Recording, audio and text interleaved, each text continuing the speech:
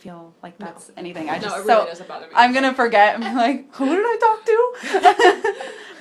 Yeah, no, go for it. So what kind of training do you personally have in suicide prevention or anything like that? Yeah, so most of my stuff has come departmentally. Mm-hmm. And so obviously, like, anytime counseling and testing services comes into like an ad hoc that we have for the Department of Residence Life, like on Thursdays, like that is when we get like the additional training pieces. And a lot of times, like, the suicide people and like the counselors will come in like once a month or like once a semester kind of stuff. Obviously, like with the RA position, like, you know, you've been through this, like you get it like during training, but it's very surface level. And so it's really interesting the level of our students' like comprehension of being like, this is what we're doing, this is what you're trying to do, but like we don't know what we're doing. Exactly. Like you're trained to do it, but like especially with students who've never been there kind of thing. So like the training that I've gotten has really been through like with our students, and then we get the additional stuff with our RED group like on a Thursday, either once a month or once a semester kind of thing. Perfect. Why do you think it's really important to have like these types of trainings for just in general, whether the bill or you personally? Yeah, so I think it's really important because like if you don't know the signs, if you don't recognize them, then like somebody could end, you know what I mean, like end their life, and it would just be like really like sad. But I don't know, like it's tough because like I understand the purpose of the training, but I also don't think that there's a lot of like gravity that goes into the training. So like when counseling and testing services it's told like we have an hour or an hour and a half, you have an hour and a half to teach the REDs about like prevention and all that other stuff. Like that is not nearly enough time. That's gonna do it. Yeah, exactly. Like for real. So like you have to have like the abridged summary of it.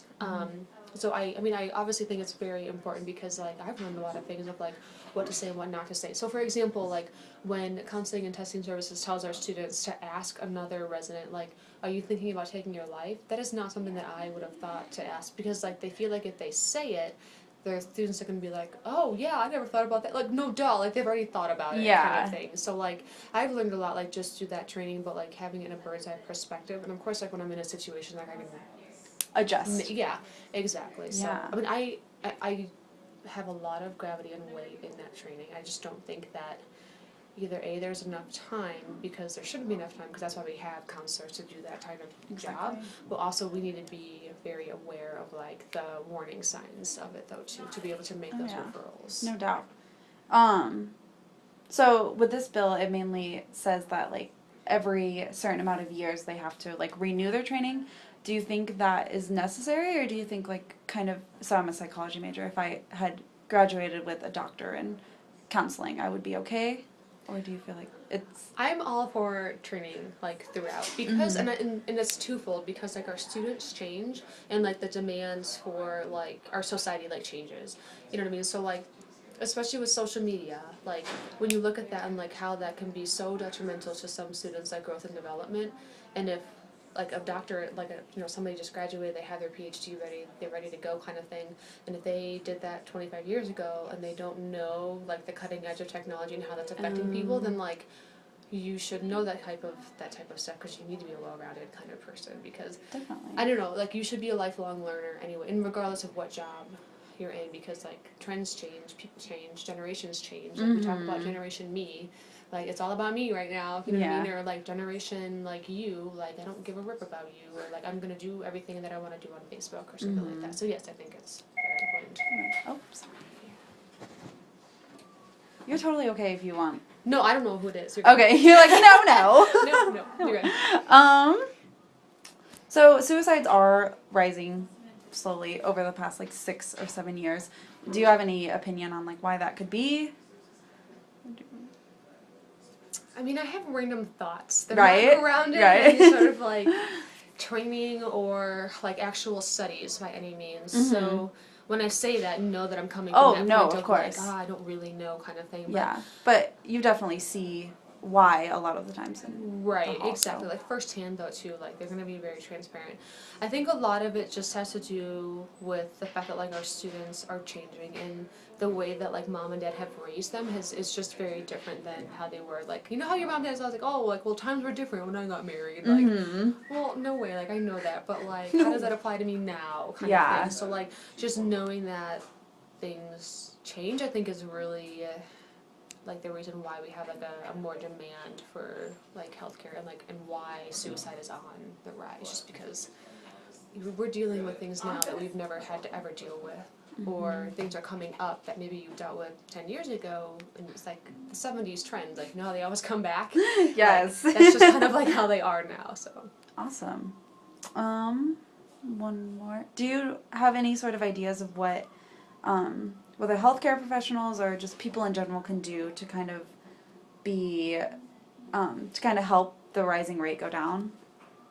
Sorry, I worded that terribly. no, and I totally understand that question. I just think the first thing that came to mind when you said that is just time. Like, making sure that, like, our counselors, the ones that are really on, like, the front lines of everything, are, like, taking care of themselves so that they can help take care of, like, other people. Like, you're in the RA position, like, No, you of couldn't course. take care of yourself. Like, so, of course, naturally, you're not going to be able to take care of other people. But, like, and I also think, though, too, like, there's always going to be a demand for that kind of job, in my opinion, because not a lot of people will go and see their education all the way through to be able to like actually be a certified counselor or something like that. So it's really tough to get through those barriers. But like, I don't know. I just find it No, that's a great answer. No, important. Like I need them to take care of themselves. Like that's for sure. But like I also need them to like take the time and like really be not just physically present, but like mentally present, because like if I'm gonna like help you with something and I'm like thinking about my grocery list and like what I just ate and now I have to go to the bathroom, we're like all these dirty, you know what I mean, like just all these random things, and like that's not gonna do the student any good. So like making sure that like you're not overworking your counselors, but like they're also getting enough output to be beneficial and not just dead weight. No, I totally agree. That was great. You totally put an angle on it that I've never looked at before. I love it. Really? Yeah, it's weird. Like, you think I would because it's the story of my life. How many, like, a semester, like, how many students do you think, a ballpark that you range with suicide? Either ideas or thoughts or, like, a talk that you have?